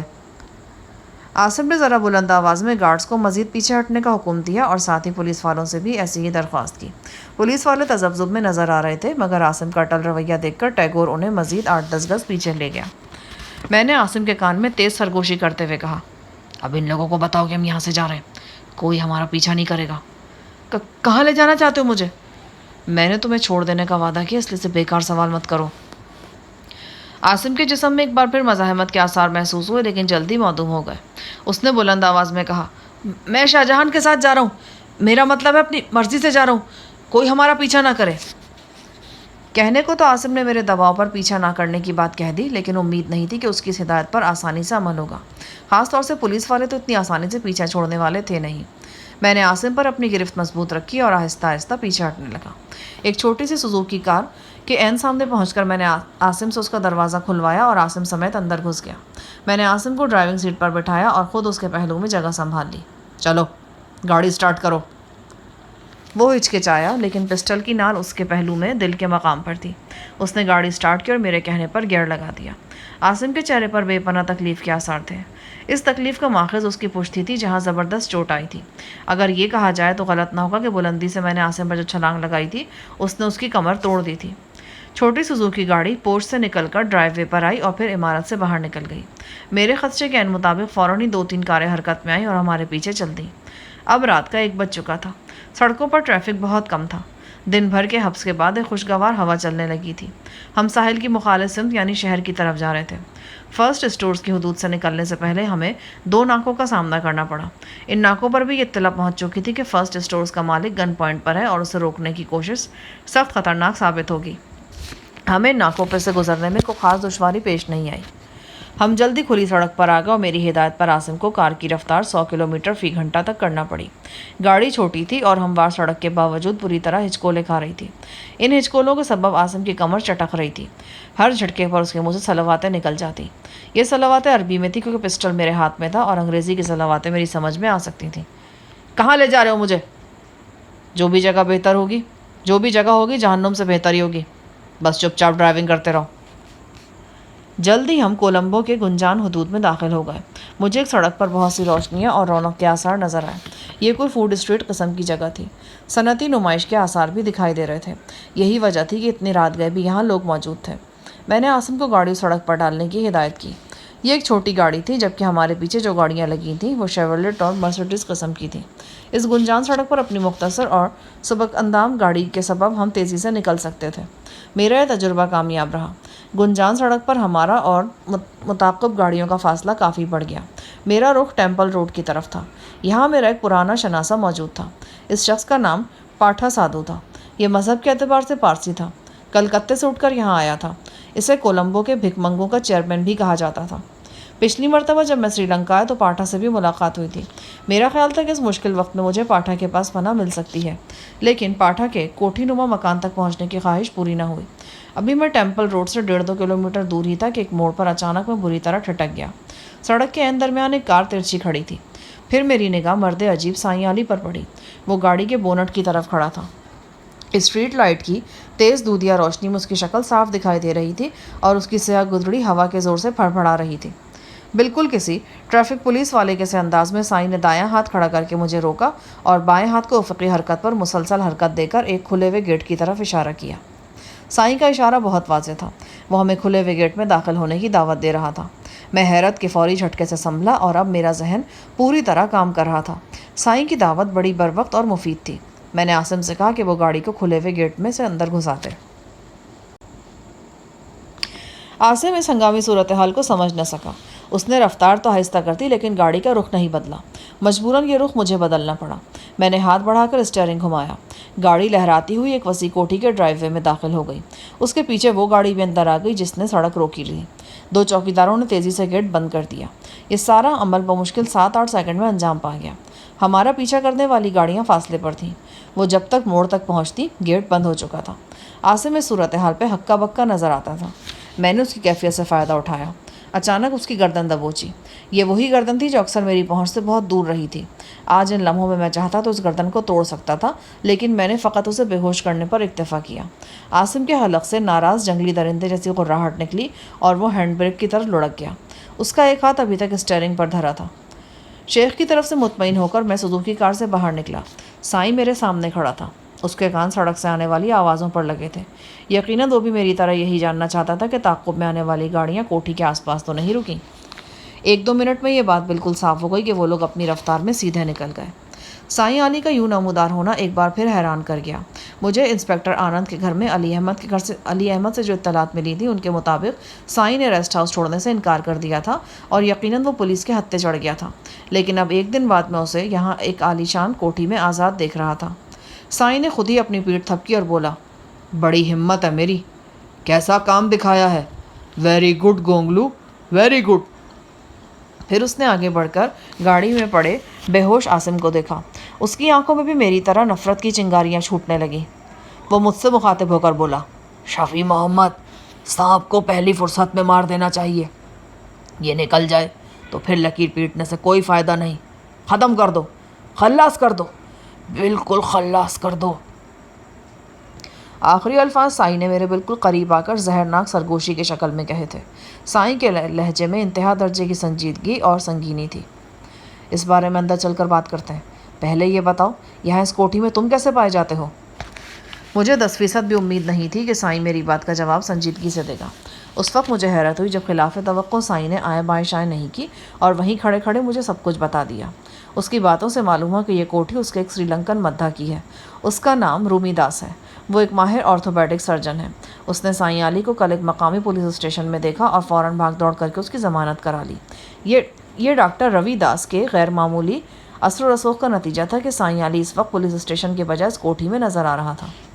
میرے جنات نے تمہیں اسی وقت دیکھ لیا تھا جب تم انسپکٹر آنند کے گھر سے نکلے تھے۔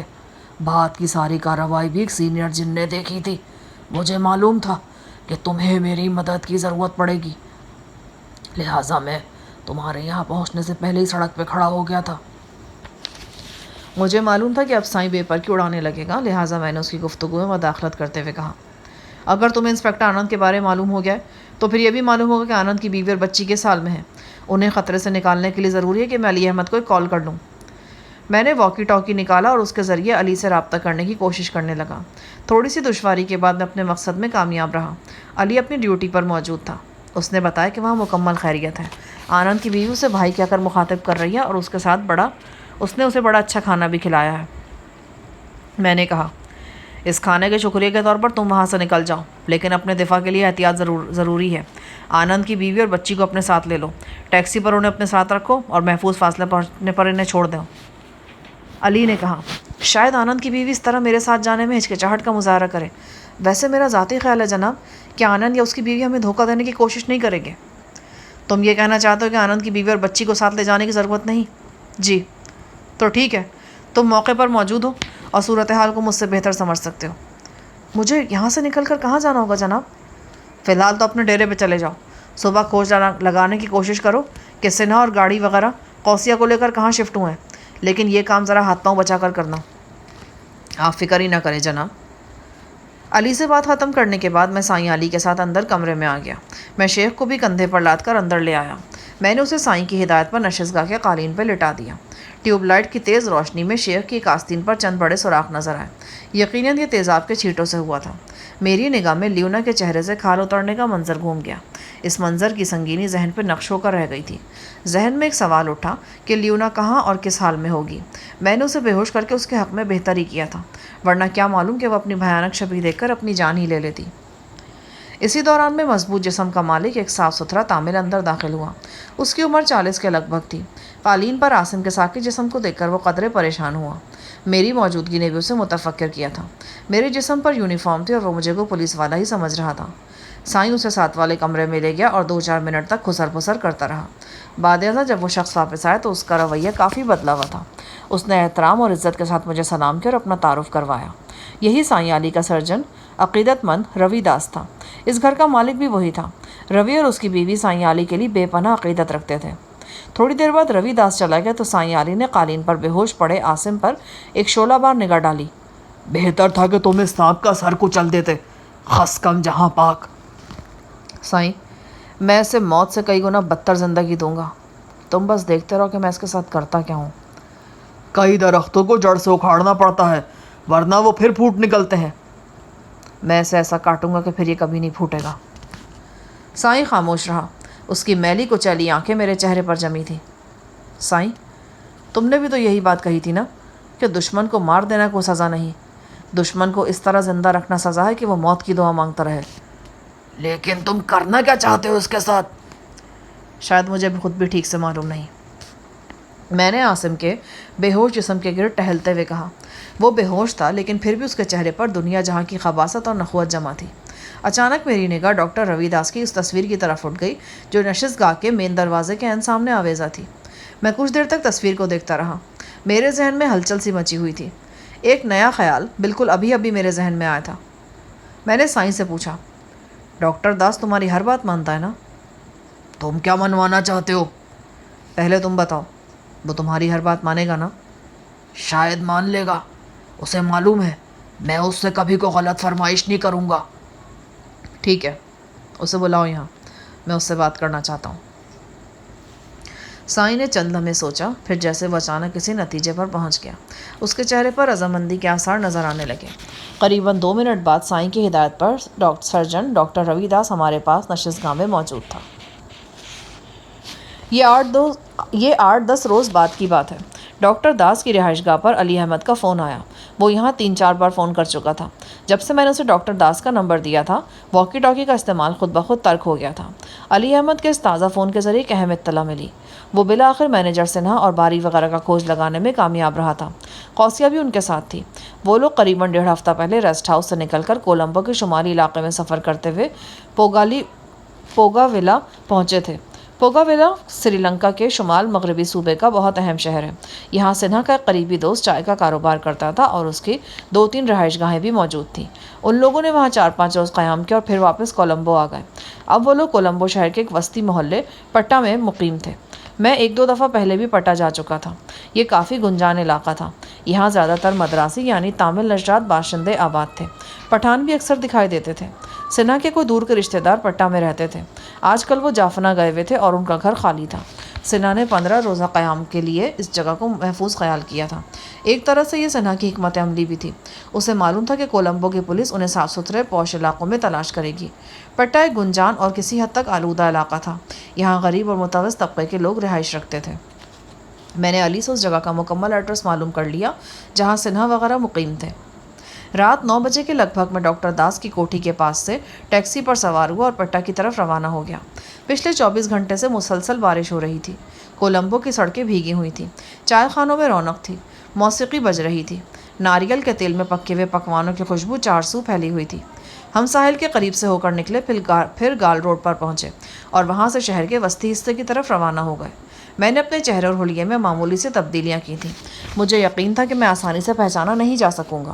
پچھلے 6-7 روز تک مقامی پولیس نے مجھے اور عاصم کو پاگلوں کی طرح کولمبو کے طول و عرض میں ڈھونڈا تھا، مگر اب ان کی تلاش کچھ ماند پڑ گئی تھی۔ ویسے بھی یہ اتوار کا روز تھا۔ اتوار کے روز کولمبو میں پولیس کم ہی دکھائی دیتی تھی۔ ٹریفک پولیس کا بھی زیادہ اثر و رسوخ نظر نہیں آتا تھا۔ ہم قریباً 1 گھنٹے میں پٹا تک پہنچے۔ میں کرایہ دے کر ٹیکسی سے اتر گیا اور اپنی چھتری کھول لی۔ پٹا کا ماحول ذہن میں لانے کے لیے لاہور کی اکبری منڈی کا تصور کیا جا سکتا ہے، تاہم کئی لحاظ سے یہ دونوں علاقے مختلف بھی ہیں۔ پٹا میں اجناس کی بڑی بڑی دکانیں اور گودام وغیرہ ہیں، مگر رات کے اس پہر کے سارے بازار بند تھے۔ میں نے ایک دکان سے سگریٹ خریدے اور اپنے مطلوبہ گلی کے بارے میں پوچھا۔ دکاندار پنجابی تھا اور سیالکوٹ کا رہنے والا تھا۔ اس کی جوان سال بیوی بھی دکانداری میں اس کا ہاتھ بٹا رہی تھی۔ وہ اپنی بھیگی ہوئی ساڑی کے ساتھ تیزی سے ادھر ادھر حرکت کرتی ہوئی دکھائی دے رہی تھی۔ 1-2 گاہک تو شاید اسے ہی دیکھنے کے لیے سگریٹ خریدنے پر مجبور ہو گئے تھے۔ رمجھم برستی بارش میں چھتری تانے میں اس مکان کے سامنے پہنچا جہاں میری معلومات کے مطابق باری وغیرہ موجود تھے اور ان کے ساتھ شیخ کی شعلہ مزاج فتنہ سامہ بہن بھی پائی جاتی تھی۔ مکان کے اندر سے موسیقی کا بلند شور سنائی دے رہا تھا۔ غالباً ٹیپ ریکارڈر پر انڈین گانے بجائے جا رہے تھے۔ میرے اندازے کے برخلاف یہ کافی بڑا حویلی نما مکان تھا۔ گنجان علاقوں میں ایسے بڑے مکان شاذ و نادر ہی دیکھنے میں آتے ہیں۔ اس حویلی نما مکان کا بہت بڑا دروازہ منقش لکڑی کا بنا ہوا تھا۔ میں نے دستک دی تو ایک سنہالی باہر آیا۔ اس نے بڑی تفتیشی نظروں سے میرا جائزہ لیا۔ میں نے اسے بتایا کہ میں گھر کے سربراہ سے ملنا چاہتا ہوں۔ پہلے تو اس نے کہا کہ گھر کا سربراہ وہی ہے اور گھر میں اس کی بیوی اور بچے کے سوا اور کوئی نہیں ہے، لیکن جب میں نے جے سنہا اور ریسٹ ہاؤس کا اشارہ دیا تو وہ چونک گیا اور جلدی سے اندر چلا گیا۔ کچھ دیر کے بعد ایک اور شخص باہر آیا۔ یہ ریسٹ ہاؤس کے ملازمین میں شامل تھا۔ اس کا نام سنگھاشی تھا۔ وہ مجھے تیز نظروں سے گھورنے لگا۔ میرے چہرے پر مونچھیں تھیں اور آنکھوں پر سادہ شیشوں کی اینک تھی اور بالوں کا رنگ بھی بدلا ہوا تھا۔ مجھے پہچاننے میں سے دشواری ہو رہی تھی۔ میں نے اس سے 1-2 باتیں کی تو وہ میری آواز پہچان گیا اور یہ بھی جان گیا کہ میں نے اپنے چہرے پر تبدیلی کر رکھی ہے۔ اس کے ساتھ ہی وہ ایک دم بہت مؤدب نظر آنے لگا۔ مجھ سے معذرت کر کے وہ تیزی سے اندر چلا گیا۔ 5 منٹ بعد میں اس کشادہ عمارت کے کمرے میں سنہا اور باری کے ساتھ بیٹھا تھا۔ دونوں کے چہروں پر دبا دبا جوش نظر آ رہا تھا اور پھر مجھے اپنے درمیان پا کر وہ خوش بھی تھے۔ سنہا نے کہا، پچھلے 10-12 روز ہم نے بڑی پریشانی میں گزارے جناب۔ اپنا دھڑکا لگا ہوا تھا اور آپ کی طرف سے بھی فکر تھی۔ اخباری خبریں مزید پریشان کر رہی تھیں۔ یہی کیفیت میری بھی رہی ہے۔ آپ کو یہاں کا پتہ کیسے چلا؟ یہ علی کی کاوشوں کا نتیجہ ہے۔ بہرحال اس سے یہ بات بھی ثابت ہوتی ہے کہ ٹھکانہ بہت زیادہ محفوظ نہیں ہے۔ یہی میں سوچ رہا ہوں جناب، باری نے کہا۔ قوسیہ کہاں ہے؟ میرے سوال پر دونوں ایک دم خاموش ہو گئے۔ میرا ذہن اندیشوں کی آماجگاہ بن گیا۔ بولتے کیوں نہیں؟ قوسیہ یہی ہے جناب، اور خیریت سے ہے، بس اس کے رویے نے پریشان کر رکھا ہے۔ کیا کرتی ہے؟ وہی سب کچھ جو اب تک کرتی رہی ہے۔ اس پر کسی بات کا اثر نہیں ہوتا۔ اپنے آپ کو بالکل پتھر کر رکھا اس نے۔ برتن اٹھا اٹھا کر پھینکتی ہے، چیختی چلاتی ہے، کبھی کھانا کھانے سے انکار کرتی ہے، کبھی مارنے کو دوڑتی ہے۔ ہم نے اسے بالکل اندرونی کمرے میں رکھا ہوا ہے، پھر بھی کسی وقت اتنا غل مچاتی کہ آواز باہر تک آنے لگتی ہے۔ ایسی صورت میں ہمیں بڑے زور سے میوزک وغیرہ لگانا پڑتا ہے۔ مجھے یاد آیا کہ تھوڑی دیر پہلے مکان کے دروازے پر جب میں پہنچا تو پرشور موسیقی سنائی دے رہی تھی۔ گھبراؤ مت باری، سب ٹھیک ہو جائے گا۔ جو کام آرام سے ہوتا ہے وہ اچھا ہوتا ہے۔ میں نے باری اور سنہا سے وہ حالات پوچھے جو میرے بعد پیش آئے تھے۔ اس کے بعد میں نے انہیں اپنے حالات بتائے۔ کچھ خبریں تو اخباروں کے ذریعے ان لوگوں تک پہنچ گئی تھیں، باقی تفصیلات میں نے بتا دی۔ سنہا لیونا کے بارے میں فکر مند تھا۔ میڈم کا کیا بنا جناب؟ تمہیں اس بارے میں کتنا معلوم ہے؟ وہ بولا، اخباری خبریں تو یہ ہیں کہ شیخ عاصم رقابت میں اندھا ہو رہا ہے۔ وہ اپنی سابق فرانسیسی گرل فرینڈ کو ریسٹ ہاؤس سے اغوا کر کے لے گیا تھا، ساتھ ہی اس نے گارڈ کو بھی اغوا کر لیا۔ آپ نے اپنی گاڑی پر اس کا پیچھا کیا اور جنگل میں کئی گھنٹے آپ کے درمیان فائرنگ کا تبادلہ بھی ہوا تھا۔ اس دوران میں آپ کی یا شیخ کی گولی گارڈ مجید ہلاک ہو گیا۔ پولیس نے موقع واردات کا کھوج لگا اور آپ کو گھیر دیا۔ اس سے پہلے کہ پولیس آپ تک پہنچ کر آپ کو پکڑتی، شیخ لیونا کو لے کر موقع سے بھاگ گیا۔ آپ نے ایک بار پھر اس کا پیچھا کیا۔ آپ شیخ کے تعاقب میں تھے اور پولیس آپ کے تعاقب میں۔ اس دوران میں آپ کی گاڑی الٹ گئی۔ آپ اپنے 2 ساتھیوں کی مدد سے بھاگ نکلنے میں کامیاب ہو گئے۔ اسی رات کو آپ نے شیخ تک رسائی حاصل کر لی۔ آپ فرسٹ اسٹورز کے اندر گھسے اور کڑے پہرے کے باوجود شیخ کو جا لیا۔ شیخ نے مایوسی کے عالم میں لیونا پر تیزاب پھینک دیا۔ آپ شیخ کی گردن پر پستول رکھ کر اسے اپنے ساتھ لے گئے۔ اس کے بعد آپ کا کچھ نہیں پتہ چلا۔ ٹیگور نے لیونا کو شدید زخمی حالت میں اسپتال پہنچایا ہے۔ وہ اب بھی وہاں زیر علاج ہے، مگر اس کا چہرہ بالکل برباد ہو چکا ہے۔ لیونا کے بارے میں جو کچھ تمہیں معلوم ہے وہی مجھے بھی معلوم ہے۔ اس میں بس تم اتنا اضافہ کر سکتے ہو کہ لیونا شاید 2-4 روز میں فرانس منتقل ہو رہی ہے۔ اس کے والدین اسے لینے کے لیے یہاں پہنچ رہے ہیں۔ باقی جو باتیں تم نے بتائیں وہ بھی کافی حد تک درست ہیں، سوائے اس کے کہ گارڈ مجید فائرنگ سے ہلاک نہیں ہوا، بلکہ شیخ نے اسے کمر میں گولی مار کر قتل کیا تھا۔ اس کے علاوہ گاڑی الٹنے کے بعد جب میں فرار ہوا تو میں اکیلا تھا۔ میرے 2 ساتھیوں والی بات بھی بالکل غلط ہے۔ ایسا پولیس نے غالباً اپنی شرمندگی چھپانے کے لیے کہا ہے۔ ابھی ہماری گفتگو جاری ہی رہتی شاید، لیکن اچانک حویلی نما مکان کے کسی اندرونی حصے سے مدھم چیخیں سنائی دینے لگیں۔ یقیناً کہ قوسیہ کی ہی آوازیں تھیں۔ باری نے سنہا کو اشارہ کیا۔ اس نے اٹھ کر کیسٹ پلیئر آن کر دیا۔ ایک مدراسی گانا زور و شور سے بجنے لگا۔ کھڑکیوں کے شیشے پر بارش مسلسل برس رہی تھی۔ ہم اٹھ کر مکان کے اندرونی حصے میں پہنچے۔ در و دیوار میں الائچی، کالی مرچ اور دار چینی وغیرہ کی مہک رچی بسی تھی۔ میرے پوچھنے پر سنہا نے بتایا کہ پڑوس میں مسالہ جات کا بہت بڑا اسٹور ہے۔ ایک تنگ راہداری سے گزر کر ہم ایک بڑے دروازے کے سامنے پہنچے۔ مکان کے اکثر دروازوں کی طرح یہ بھی منقش تھا۔ ایک کھڑکی میں آہنی سلاخیں لگی ہوئی تھیں۔ کھڑکی کو باہر سے کنڈی لگائی جا سکتی تھی۔ سنہا نے کنڈی اتار کر کھڑکی کھول دی۔ سامنے قوسیہ نظر آ رہی تھی۔ وہ ایک بار پھر پتلون قمیض میں تھی۔ بوائے کٹ بال پیشانی پر جھول رہے تھے۔ اس کے پاؤں ننگے تھے اور ایک پاؤں پر جلنے کا نشان دکھائی دے رہا تھا۔ میں سنہا کی اوٹ میں تھا۔ وہ مجھے دیکھ نہیں سکی۔ جو ہی کھڑکی کھلی اور سنہا پر اس کی نظر پڑی، وہ انگلش میں سے سلواتیں سنانے لگی۔ وہ اس کی ٹانگیں چروا دینے کی دھمکیاں دے رہی تھی، اور یہ دھمکیاں صرف سنہا کے لیے ہی نہیں تھیں، اس کے پورے خاندان اور عزیز و اقارب کے لیے بھی تھیں۔ اس کی باتوں سے پتہ چلا کہ وہ اپنے لیے بیئر طلب کر رہی ہے۔ چند دن پہلے سنہا نے غلطی سے اس کی یہ فرمائش پوری کر دی تھی۔ اب وہ بضد تھی کہ اسے بیئر کی بڑی بوتل فراہم کی جائے۔ سنہا نے کہا، یہ میرے لیے ممکن نہیں ہے۔ میں آپ کو ہر جائز سہولت فراہم کر رہا ہوں اور آئندہ بھی کروں گا، لیکن اچانک قوسیہ نے شیشے کی ایک ایشٹرے کھڑکی پر کھینچ کے ماری۔ ایشٹرے آہنی سلاخوں سے ٹکرا کر چور ہو گئی۔ کچھ کرچیاں یقیناً سنہا کو ہی لگی تھیں۔ وہ ایک قدم پیچھے ہٹ گیا۔ قوسیہ ایک بار پھر گالیاں بکنے لگی۔ اس کے انداز میں نسوانیت کی کوئی جھلک نہیں ملتی تھی۔ وہ آج بھی وہیں کھڑی تھی جہاں میں نے اسے سری لنکا آنے کے بعد پہلی دفعہ دیکھا تھا۔ وہی غرور، وہی ہٹ دھرمی، وہی پھاڑ کھانے والے طور اتوار۔ وہ چند قدم آگے آئی تو دفتن اس کی نگاہ مجھ پہ پڑ گئی۔ وہ بھوچنکی رہ گئی۔ اس کے چہرے نے رنگ بدلا اور غیظ و غضب کی جگہ خوف آمیز حیرانی لے لی۔ پھر حیرانی اور خوف دونوں اوجھل ہو گئے اور ان کی جگہ ایک شعلہ فشاں نفرت چہرے کو ڈھانپنے لگی۔ اس نے رخ پھیرا اور بڑبڑاتی ہوئی گوشے میں صوفے پر جا بیٹھی۔ وہ مجھے دیکھنے کی بھی زحمت نہیں کر رہی تھی۔ چند دن پہلے ریسٹ ہاؤس میں نے اپنی جان شدید خطرے میں ڈال کر قوسیہ کی جان بچائی تھی۔ ایسے لمحات میں اس کی مدد کی جب اس کا سگا بھائی بھی چیخ چلا کر اور تصویر حسرت بنے پیچھے ہٹ گیا تھا۔ مجھے توقع تھی کہ شاید میرے سنول سے قوسیہ کے دل میں کوئی گداز گوشہ پیدا ہو گیا ہوگا، اس کی سنگلاخ فطرت میں کوئی تبدیلی رونما ہوئی ہوگی، لیکن آج قوسیہ کے چہرے پر وہی سختی دیکھ کر دل پر چوٹ سی پڑی۔ کیا لوگ ایسے بھی بے حس ہوتے ہیں؟ دل سے فوراً آواز آئی، یقیناً ہوتے ہیں، تبھی تو پھانسی گھاٹ تعمیر ہوتے ہیں، تبھی تو مہلک ترین ہتھیار بنتے ہیں، تبھی خون ریز جنگیں ہوتی ہیں اور اخباروں کی خون رنگ سرخیاں وجود پاتی ہیں۔ مجھے دیکھ کر اتنا ضرور ہو کہ قوسیہ کا جاہ و جلال ایک دم مان پڑ گیا اور وہ بجھی بجھی نظر آنے لگی۔ دیکھو، تم ایسی شاخ نہ بنو جو ذرا سی لچک بھی نہیں دیتی اور تڑاک سے ٹوٹ جاتی ہے۔ مجھے تمہارا انجام کچھ اچھا نظر نہیں آ رہا۔ اس نے میری طرف دیکھا نہیں لیکن زہریلے انداز میں بولی، چلے جاؤ، تم سب چلے جاؤ، مجھے اکیلا چھوڑ دو، میں کہتی ہوں لیو می الون۔ وہ ایک دم اٹھی اور اس نے زوردار آواز کے ساتھ کھڑکی بند کر دی۔ میں نے باری اور ثنا کو اشارہ کیا اور ہم نشستگاہ میں واپس آ گئے۔ میں نے رات وہیں گزاری۔ اگلے روز باری نے مجھے وہ قیمتی سامان دکھایا جو وہ لوگ ریسٹ ہاؤس سے نکلتے وقت ساتھ لے آئے تھے۔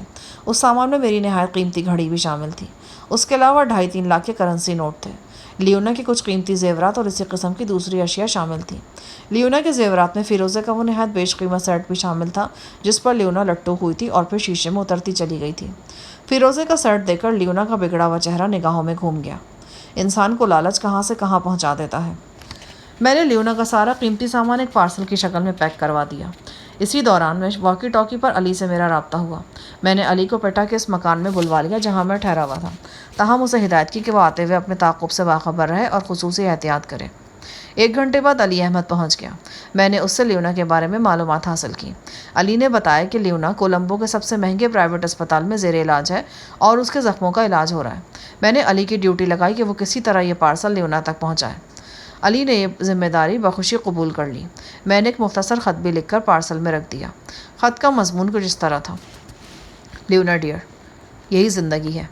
انسان جی جی کر مرتا ہے اور مر مر کر جیتا ہے۔ جن لوگوں کی خواہشات زیادہ ہوتی ہیں انہیں مصائب بھی زیادہ برداشت کرنے پڑتے ہیں۔